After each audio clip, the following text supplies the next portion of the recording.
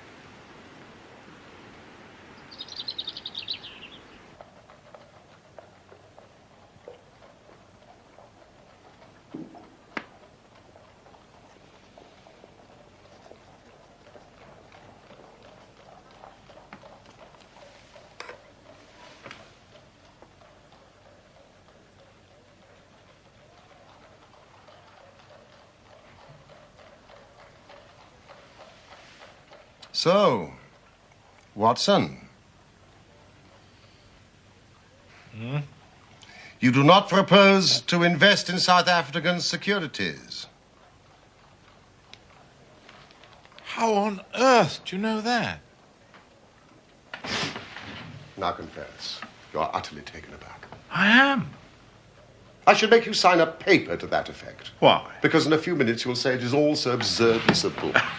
I should say nothing of the kind. You see, my dear Watson, it is not really difficult to construct a series of inferences, each dependent upon its predecessor and each simple in itself. If after doing so one simply knocks out the central inferences and presents one's audience with the starting point and the conclusion, one may produce a startling, though possibly a meretricious effect. I can tell by an inspection of the groove between your left forefinger and thumb that you've decided not to invest your small capital in the goldfields. I can see no connection. Very likely not. But I can quickly give you a close connection. Here are the missing links in the very simple chain. You had chalk between your forefinger and thumb when you returned from the club last night. You put chalk there when you play billiards to ease the cue. You never play billiards except with Thurston.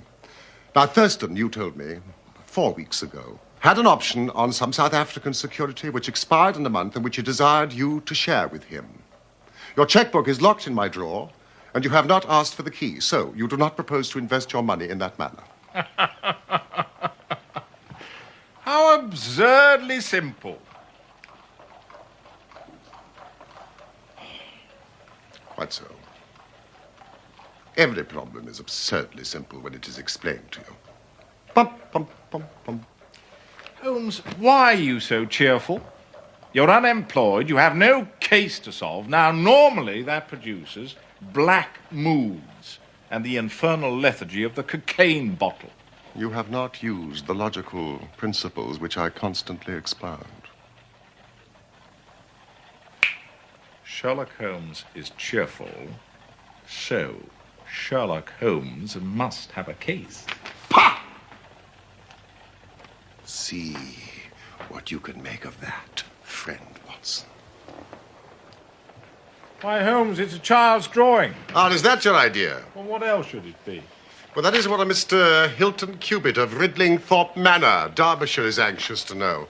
That conundrum came by the first post, and he is to follow by the next train.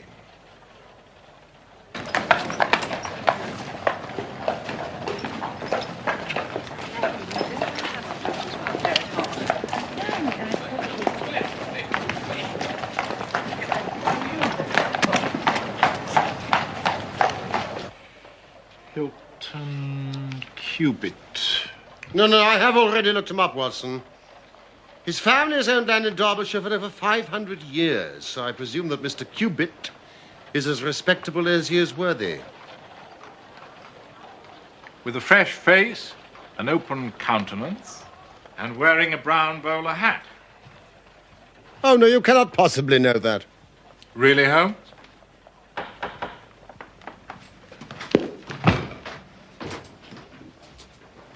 You will stay and keep a record of the case. My dear fellow.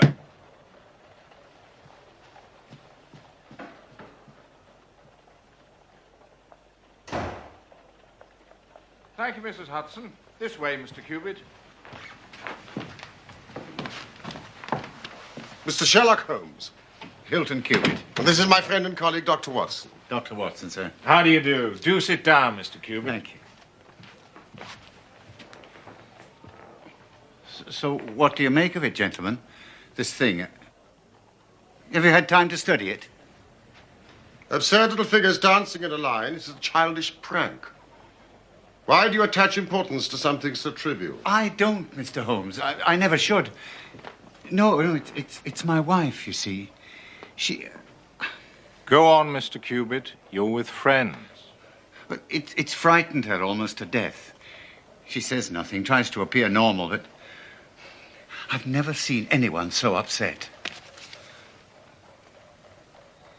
In white chalk on a garden seat. It is a precise copy. It's as exact as I could make it. I did think it might be the stable boy, but the lad denied it. If there's any danger threatening my wife, Mr. Holmes, I'd spend my last penny to protect her. Do sit down, Mr. Cubitt. You smoke, Mr. Cubitt? Yes. No, I won't, thank you.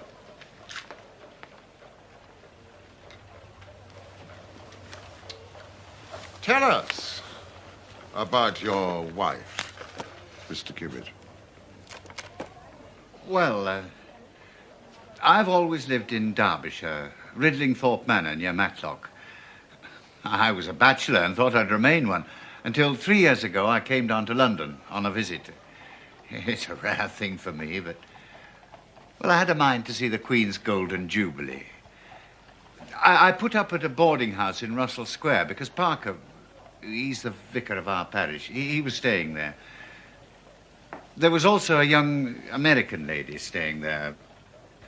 Patrick was her name, Elsie Patrick. Well, we were both alone and we became friends.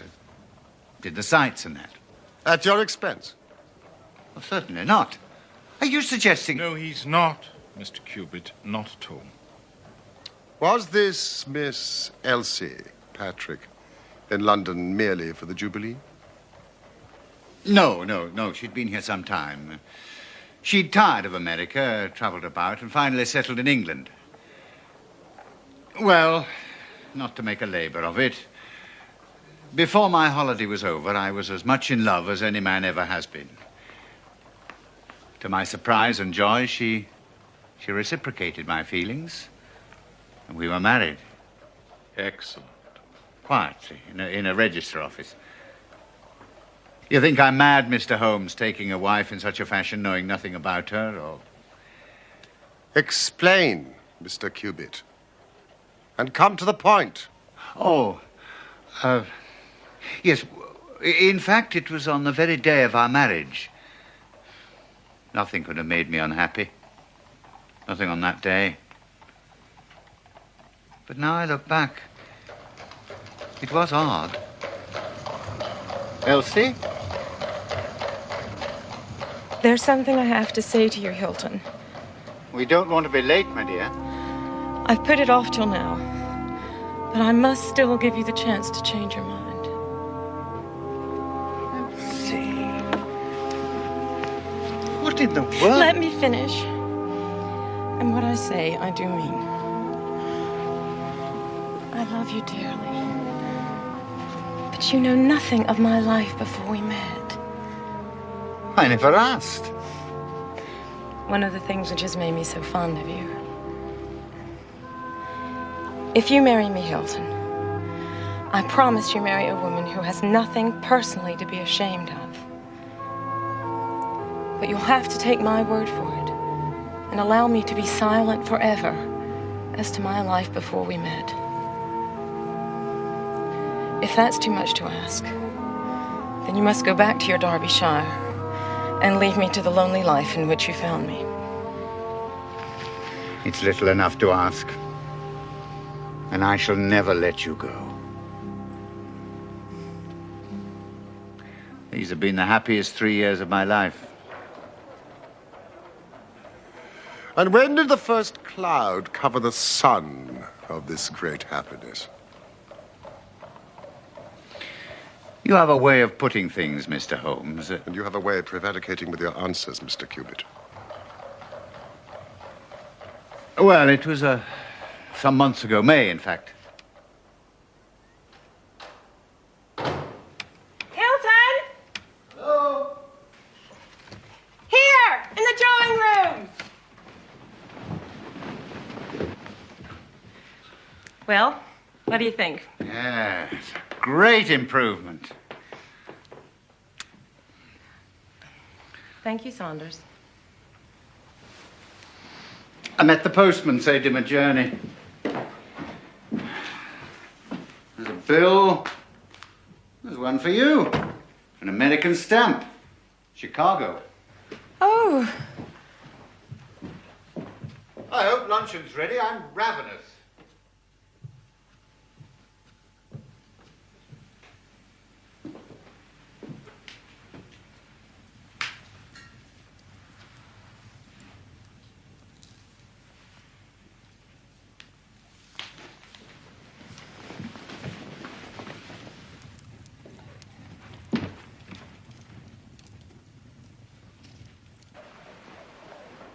She burned the letter unopened. Yes. I don't know why. Of course you don't. America's her past, and the subject of a solemn promise. Yes, but she's not had an easy hour from that moment. If only she'd trust me. Now, I have every faith in her. You must believe that. Whatever there was in her past, I'm sure it's no fault of hers. And the dancing men. Oh, yeah. Well, I thought she was getting over the letter, and then these drawings appeared. I mean, it's just a childish scrawl, but it made everything worse than before. Well, I couldn't just leave it. And it wasn't the sort of thing I could take to the police, for they would have laughed at me. So I've come to you. Don't you think, Mr. Cubitt, that your best plan would be to make a direct appeal to your wife and ask her to share her secret with you? A promise is a promise, Mr. Holmes. If Elsie wishes to tell me, then she will. But I have no right to force her confidence. However, I do feel entitled to take my own line, and I will.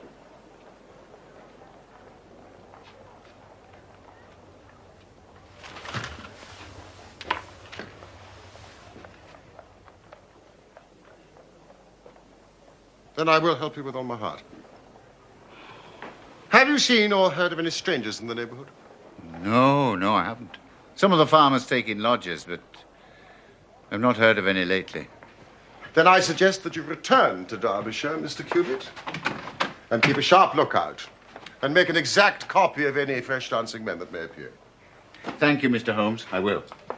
But, Mr. Cubitt, this letter which started your wife's torment, you are quite certain that it was from the United States? Yeah, the postmark was Chicago.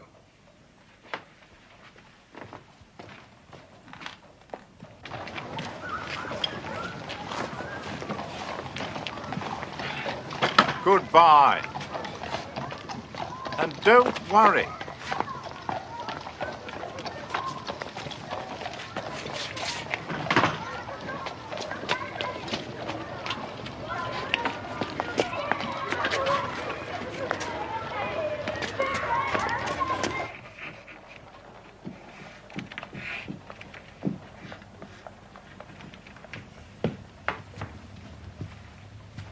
Perfectly natural she should receive a letter from America.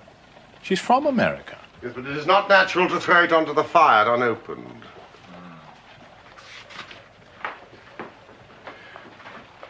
beginning to look like semaphore. You have read my monograph on secret sight. Some of it. I found it rather heavy going. It evidently has a meaning. If it is purely arbitrary, it may be impossible to solve.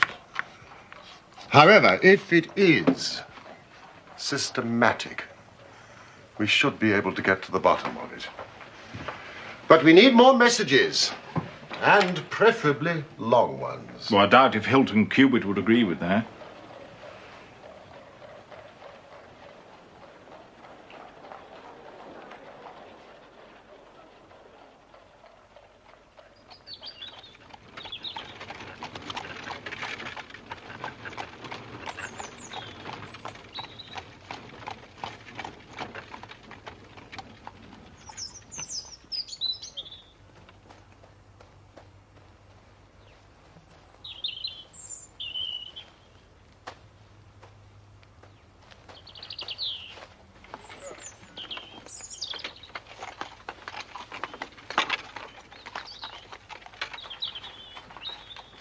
Walker.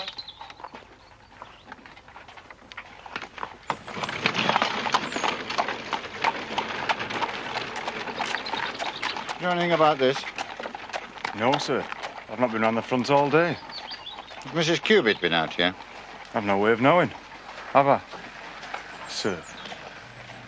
When I've done this, I want you to wash it off and tell no one about it, and then come to me. I shall have an urgent letter for you to post.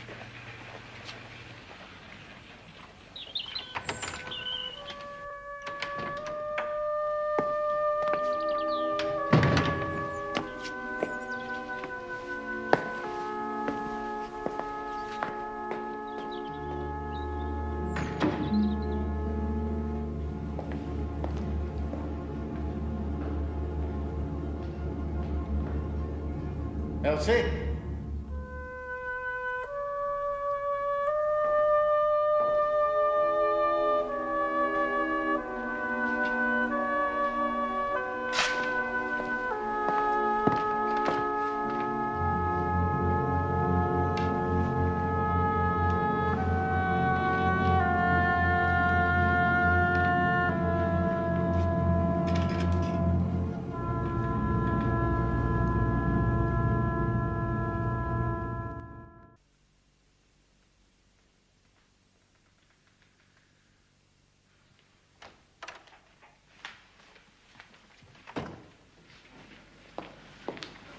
Elsie? What are you doing? I was looking for you. I thought I heard the door. Have you been out today? Out of the house?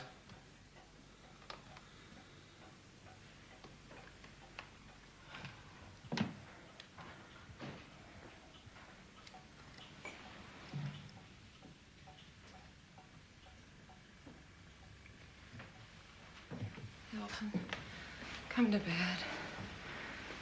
Everything will look better in the morning. Will the drawings look better? Will the dancing men look better? Why do they fuss you so? Fuss me! They're just a joke, a bit of mischief.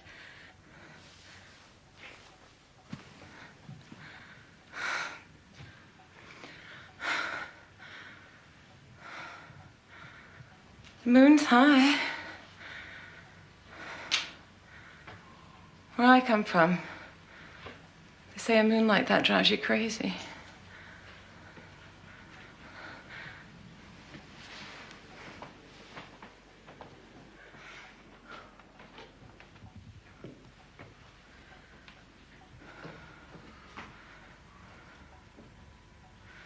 Why don't we travel, Hilton? Why don't we go away?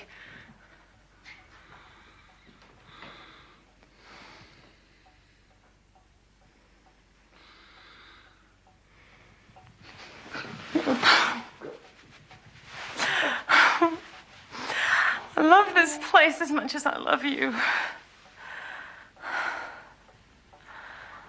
Hilton.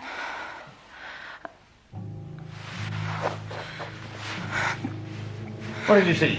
Nothing. Nothing at all. Please, dearest. Hilton, I beg you. There's somebody outside. Hilton! Hilton, wait! You'll come to harm. Or are you afraid he will come to harm?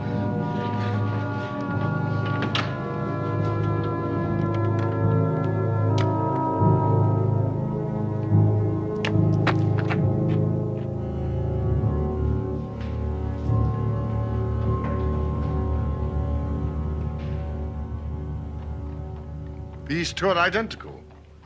Oh, yes. Well, had that one washed off, then it must have reappeared. You know, it's a pity you didn't get a closer look at this chap. If only she hadn't tried to stop me. I've never been angry with her before. But she knew who was out there, of that I'm sure. And she knows what these figures mean. Was this a mere addition to this? Or did it appear to be entirely separate? It was on a separate panel of the door.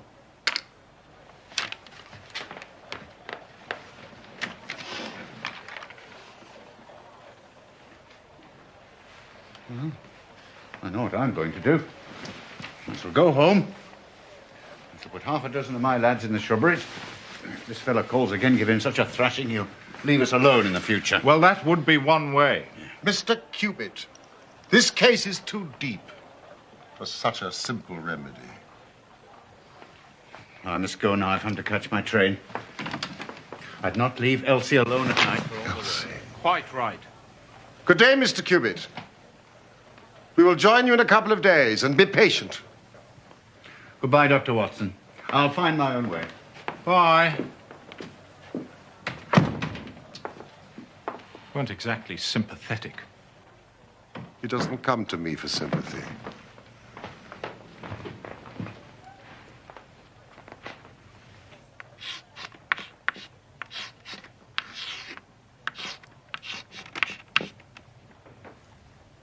It is a considerable challenge.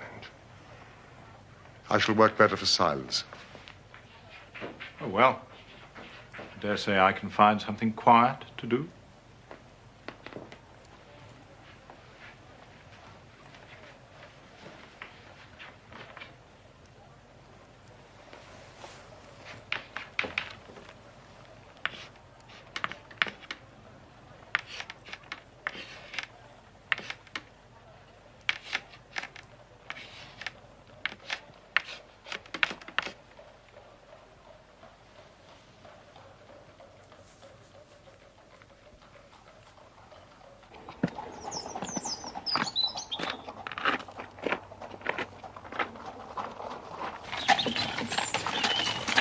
Whoa. Sir. Where did you find this? Down by the garden bench. Will that mean you'd be wanting me to take another letter for London, sir? It will. I'll have to get a move on if I'm going to catch the last pause. Walker, just do what you're told.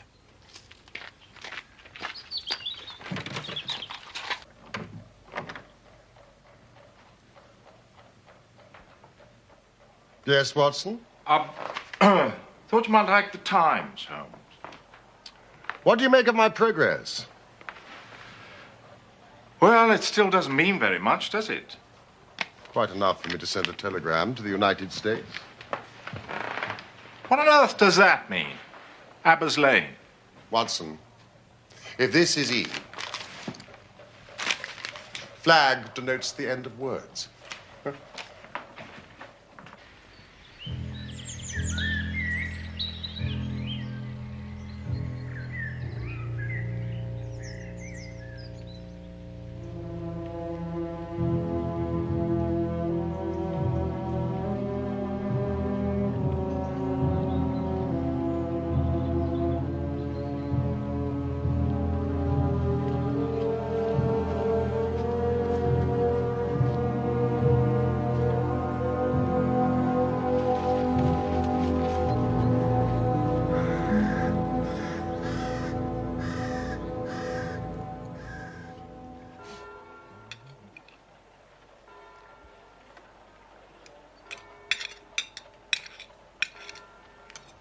Oh. This grouse is superb. Mrs. Hudson has really surpassed herself this time. What time is the last train to Matlock?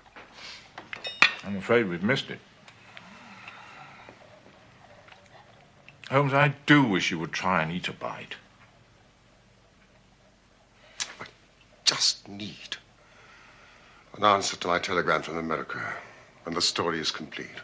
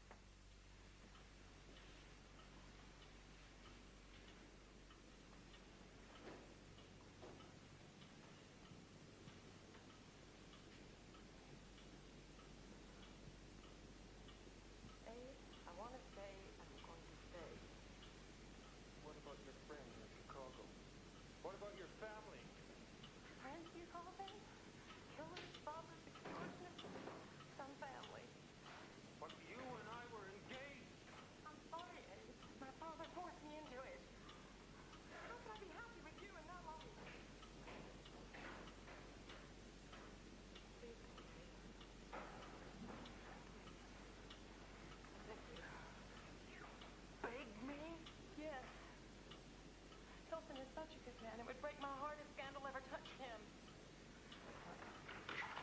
Here's money. It's all that I have.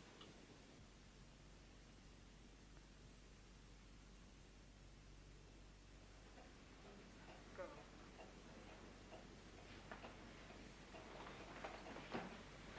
No! You're coming home! No! You're coming home! No! What the...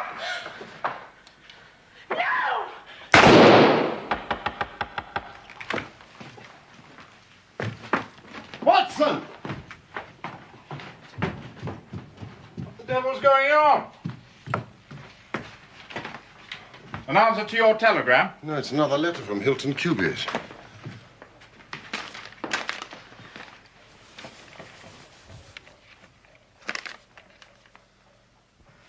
Elsie.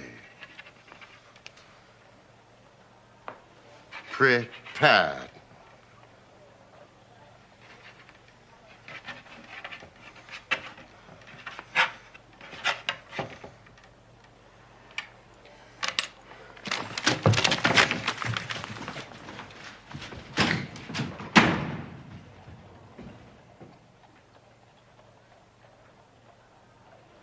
Mr. Holmes, sir. Thank you. It's from Wilson Hargreave of the Chicago Police Bureau. In reply to your inquiry, Abe Slaney is one of the most dangerous men in Chicago. Some Pancras. Come along, mate. Come along.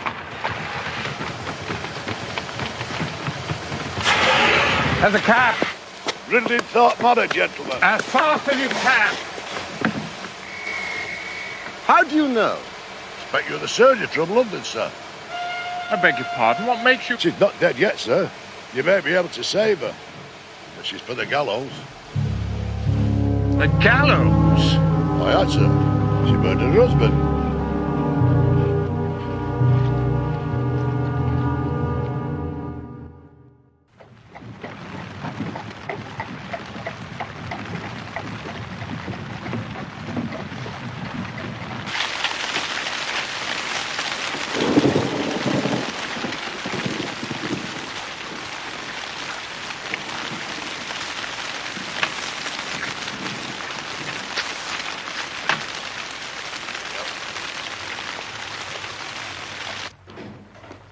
Inspector of Police and Doctor of Medicine, I perceive. Yes, indeed. Inspector Martin, Derbyshire Constabulary. And I'm Dr. Carthew, the surgeons. This way, gentlemen. This is Mr. Sherlock Holmes. And I am his friend and colleague, Dr. Watson. Mr. Holmes? But what do you know of this business? A good deal. Mr. Hilton Cubitt was my client. But the crime was only committed at 3 o'clock this morning. How could you hear of it in London and get to the spot as soon as I? I anticipated it. We came in hope of preventing it. And you must have important evidence of which I am ignorant. Only the evidence of the dancing men.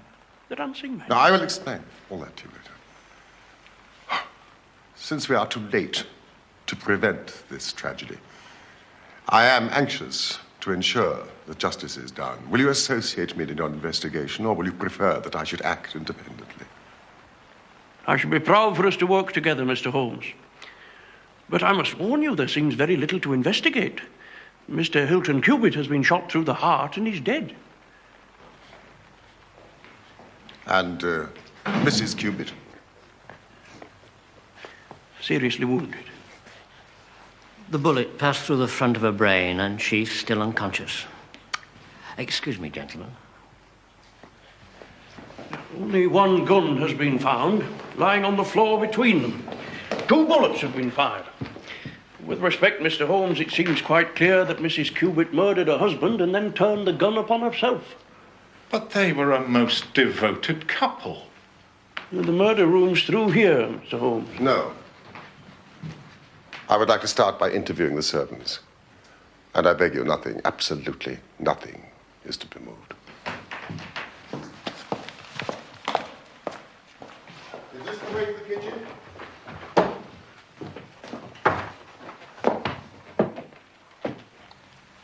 I should think it must have happened about 3 o'clock in the morning, sir. Where are your rooms? Up top, sir. The attics. I was awoke by this terrible bang. An explosion, it's the only word. Then about a minute later, there was another bang, only not so loud. What did you do? I came downstairs, sir, expecting to find Mr. Cubitt up and about chasing burglars and the house on fire. And the bedroom door was open. We looked in, but the bed was empty, so we came on down. The smoke and the smell were worse down here. Smell. Ah, you mean of the gunpowder? Suppose it was, sir, yes. Now, you say the smell was worse downstairs. Could you also smell gunpowder upstairs? Yes, sir. I commend that fact very carefully to your attention, Inspector. Mrs. King.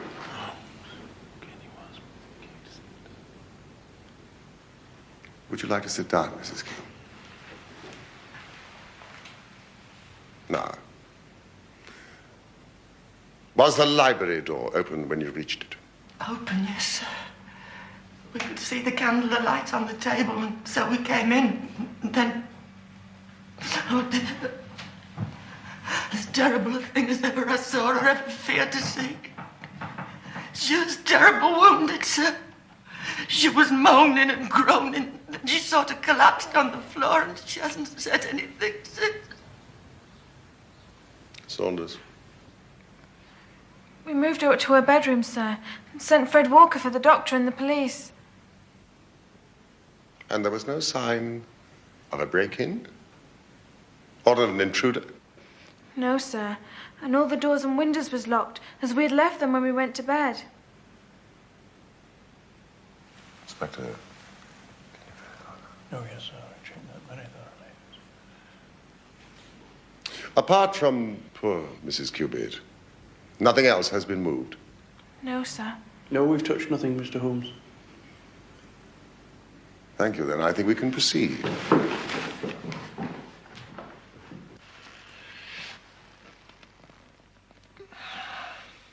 Almost instantaneous death, presumably.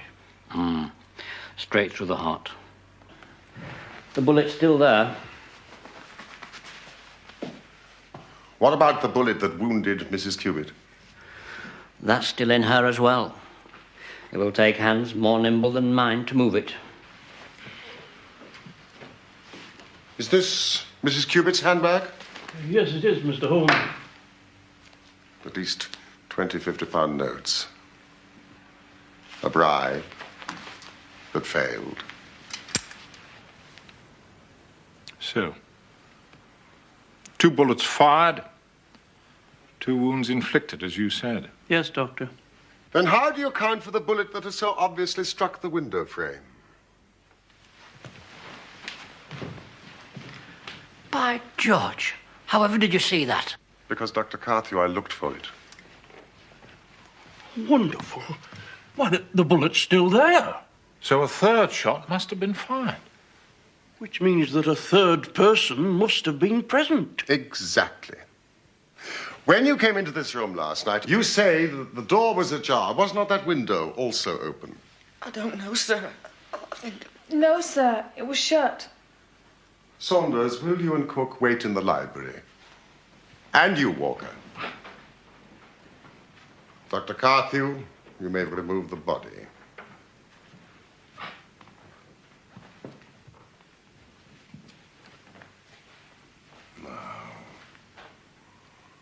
It was Mrs. Cubitt herself who shut that window. If Saunders and the cook smelled smoke and gunpowder upstairs, then there must have been a strong through draft. Otherwise, it would not have spread so quickly through the house. We know that door was open. That window, too, must also have been open, but only for a short time. Why only for a short time? Because the candles have not guttered. There is no trail of wax. Wonderful. Wonderful. If the late Mr. Hilton Cubitt fired the bullet which pierced the window frame, he must have been aiming at someone who was standing either inside or just outside the window. Oh, thank you, Inspector. Which means that the bullet which killed Mr. Cubitt could have been fired by some... Inspector, your thoughts and mine agree entirely.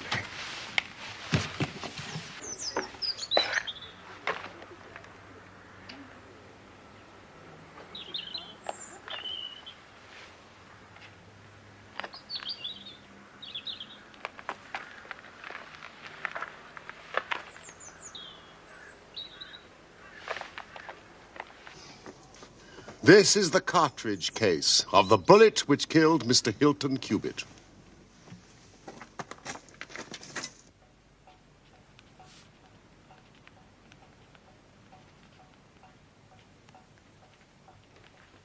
Holmes? If 3 shots were fired, why did Mrs. King and Saunders only hear 2 shots? They were telling the truth, but lied without realizing it. I'm not sure that I follow you. You remember what Mrs. King said? I was awoken by this terrible bang, an explosion. It is the only word. And then, a minute later, there was another bang, but not so loud. The first bang was 2 shots, fired almost simultaneously. One from the window, which killed Hilton Cubitt, and one from Hilton Cubitt, which missed and went into the window frame. And the 3rd shot? The saddest of all, Mrs. Cubitt, self-administered in her despair. Now, do any of you know of an inn in the neighborhood called Elridge's?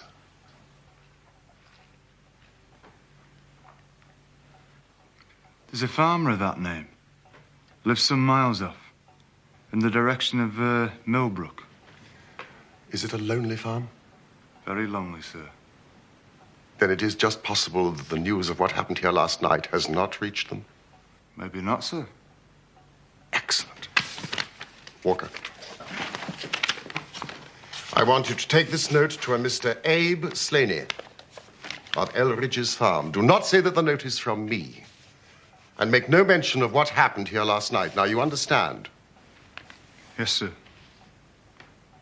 Thank you, Walker. I am expecting a visitor in answer to my note. Now, Saunders, he will ask for Mrs. Cubitt. I want you to show him into this room. I want this house to look quite normal, and you must not give anything away of what has happened. Very good, sir. Now, I suggest you return to your duties. And Dr. Carthew, I suggest you return to your patient. Oh, Mrs. King. Your mistress is quite innocent.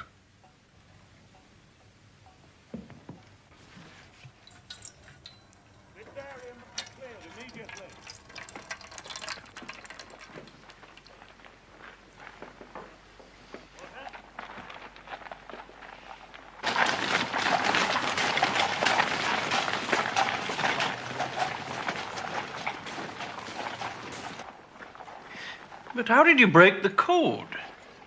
Well, you see, the rules which guide us in deciphering all secret writing depend on the fact that E is the most common letter in the English language. So you see, we were very fortunate that Mrs. Cubitt's name was Elsie, and that it featured in the second message, which gave us not only the E, but the L, the S, and the I. Now, next, it seemed likely to us that two of the messages were appeals of some sort to Mrs. Cubitt.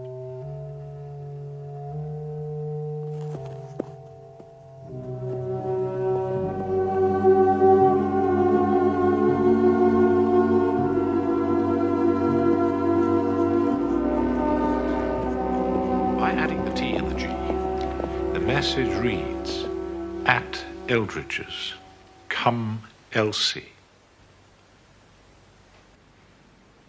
Well, if this Abe Slaney is indeed the murderer, we must make an immediate move to arrest him. Well, calm yourself, Inspector. I expect him here at any moment. Yeah, but why should Slaney come here? Because I have written and asked him. But won't his suspicions be roused? Will he not try to escape? Saunders. Excuse me, sir. There's a gentleman approaching the house. Do you think he'd be armed?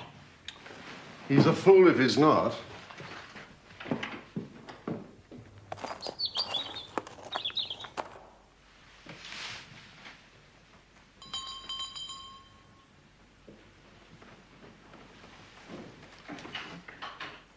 Good day, sir. Is Mrs. Cubitt at home? I'll inquire, sir, if you'll step inside.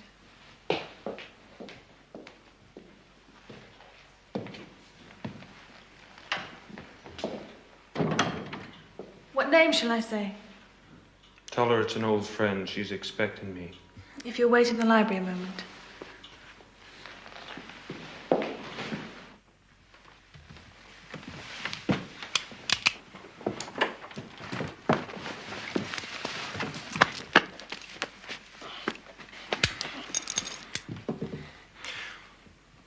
Well, gentlemen, it looks like you've got the drop on me, but what the hell is going on? Abe Slaney, I believe. What if I am, and who are you anyway? My name would mean nothing to you, though I suspect that of Wilson Hargreave of the Chicago Police Department will. I see that it does. Mr. Slaney, you should know that Mrs. Elsie Cubitt is very seriously ill. I don't believe you. This is some cheap trick. Mrs. Elsie Cubitt wrote me a note just an hour ago. A note that only I can understand. What one man can invent, another can discover. I'm here, Abe Slaney, at Eldridge's. Come, Elsie. And your last note to her, Elsie, prepare to meet thy God. And this? You wrote that note? But you were lying about Elsie. Slaney, when you shot and killed Hilton Cubitt, Elsie Cubitt, in her despair, attempted to kill herself and is now at death's door. No. No! I gotta see her! I gotta see her! I love her, for God's sake! Elsie! I love you, Elsie! Elsie! Elsie! I believe that she fled from America to avoid you. Because you followed her and made her life a misery, she now lies under grave suspicion of murdering the husband she loved. The least you can do is to clear her of that. I guess the very best case I can make for myself now is to tell you the absolute naked truth. It is my duty to warn you that it will be used against you. I guess you probably know that Elsie's father's the most powerful man in Chicago. One of the most powerful criminal men in Chicago. It was he who invented the dancing man. We used it as a code in the old days. I've known Elsie since she was a child. She was promised to me. I may have threatened her, but I wouldn't have touched a hair on her pretty head. But you're right. She hated the whole Chicago business. That's why she ran away to Europe. It was only after her marriage to this Englishman that I was able to find out where she was. I wrote to her, but I got no answer. She burned your letter. She was happy in her new life in Derbyshire. I came here to England to take her home. I sent her notes. I did everything I could to coax Elsie away. Then my temper got the better of me and I began to threaten her. But yesterday, she sent me a letter. She said she would come down when her husband was asleep and speak to me through the end window. If I would go away afterwards and leave her in peace. Can I make you see?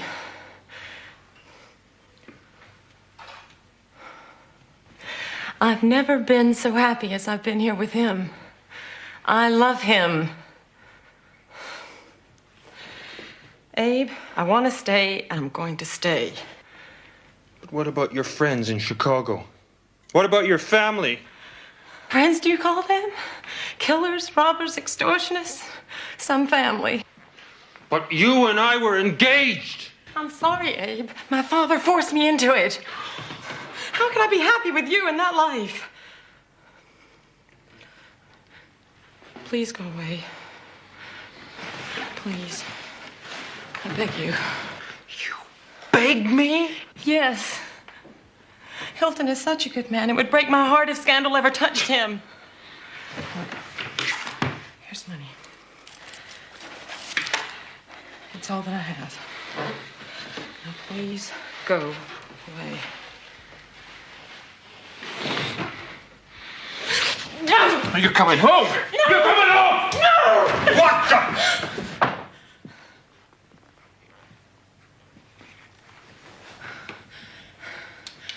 No!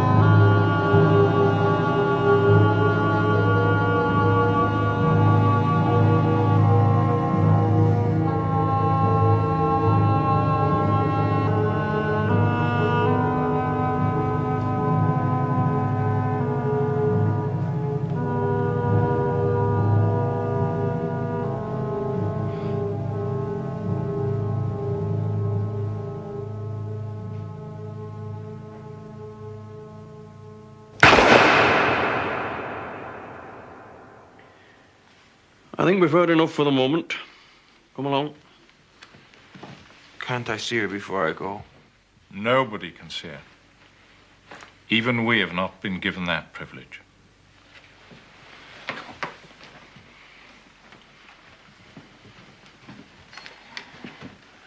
Mr. Holmes, I hope that if ever again I have an important case, I shall have the good fortune to have you by my side. Good afternoon, and thank you.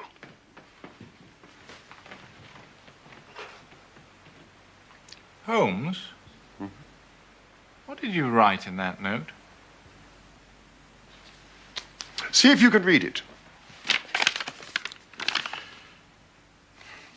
Come here at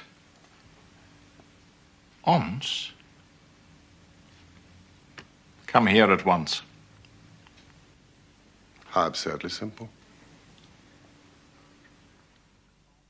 And so the dancing men, which had so often been the agents of evil, were finally used on the side of justice. Abe Slaney was condemned to death at the Derby Assizes, but his sentence was changed to penal servitude in consideration of mitigating circumstances, in the certainty that Hilton Cubitt had fired the first shot. Mrs. Cubitt made a complete recovery and lives still at Ridlingthorpe Manor.